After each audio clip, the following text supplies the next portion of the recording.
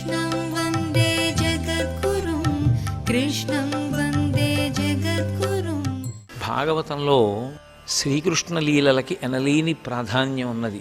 శ్రీకృష్ణ లీలలు అనేటటువంటి విషయాన్ని ప్రధానంగా రెండు కోణములలో పరిశీలించి దాని వలన స్ఫూర్తిని పొందవలసినటువంటి అవసరం ఉంటుంది.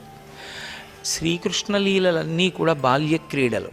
సాధారణంగా క్రీడ అనేటటువంటిది దేని కొరకు ఉంటుంది అంటే వినోదమును అనుభవించడం కోసం, మనస్సుకి ఒక ఆహ్లాదాన్ని పొందడం కోసమని మనం అనేకమైనటువంటి వినోద ప్రక్రియల యందు పాల్గొనడము జరుగుతూ ఉంటుంది.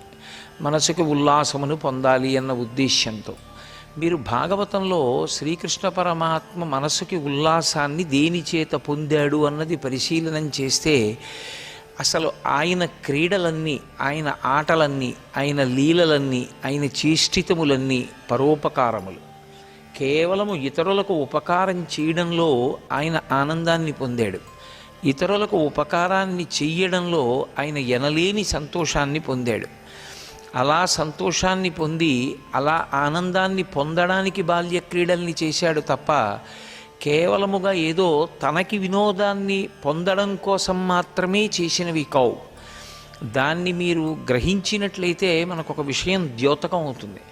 ఒక మనిషి ఉల్లాసాన్ని పొందడం, ఒక మనిషి సంతోషాన్ని పొందడం ఏ కారణం చేత జరగాలి అంటే ఇతరులకు తాను ఉపకారం చెయ్యగలిగాను అన్న భావన చేత. కృష్ణ భగవానుని యొక్క లీలల్ని పరిశీలనం చేస్తే పరోపకారం చెయ్యడమే ఆయన యొక్క క్రీడ. రెండవది, వాటిని లీలలు అని పిలుస్తారు. లీల అన్న మాటకు అర్థం ఏమిటంటే గత జన్మలలో చేసుకున్నటువంటి కర్మ ఈ జన్మలో అనుభవానికి వచ్చి తత్కారణము చేత ఆయన చేసినటువంటి ఒక క్రియ కర్మ విశేషం అవుతుంది. కర్మఫలాన్ని అనుభవించడానికి మనం చేసినటువంటి కార్యం అవుతుంది తప్ప అది లీల కాదు. గత జన్మలలో చేసుకున్నటువంటి కర్మతో సంబంధం లేకుండా పైకి ఒక చేష్టితాన్ని చేస్తూ ఆంతరమునందు విశేషమైనటువంటి జ్ఞానాన్ని ప్రతిపాదన చేస్తే అప్పుడు దాన్ని లీల అని పిలుస్తారు. కృష్ణుడు ఒక పని చేస్తే అది కర్మానుభవం కాదు. ఆయనకి గత జన్మ కర్మలన్నవి ఆయనకేం ఉండవు. జన్మకర్మచమే దివ్యం అంటాడు ఆయన. నా జన్మ నా కర్మ దివ్యములు అంటాడు ఆయన. గత జన్మలలో కర్మ ఉండిపోయి అది అనుభవించడానికి శరీరాన్ని పొందినవాడు కాడు, ధర్మాన్ని నిలబెట్టడానికి శరీరాన్ని పొందినవాడు. కృష్ణావతారం పరిపూర్ణావతారం.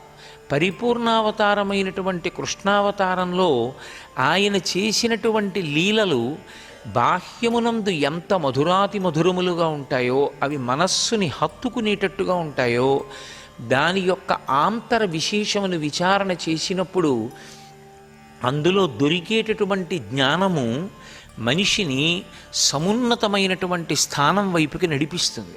అందుకే భాగవతం ఉపనిషత్ సారాంశము అని పేరు. ఉపనిషత్తుల యొక్క సారాంశాన్ని గ్రహించడం ఎటువంటిదో భాగవతాన్ని చదువుకోవడం కూడా అటువంటిదే. భాగవత శ్రవణం కూడా అటువంటిదే. దీని యందు రెండు లక్షణములు ఉంటాయి. ఒకటి రసికత అని ఒక మాట.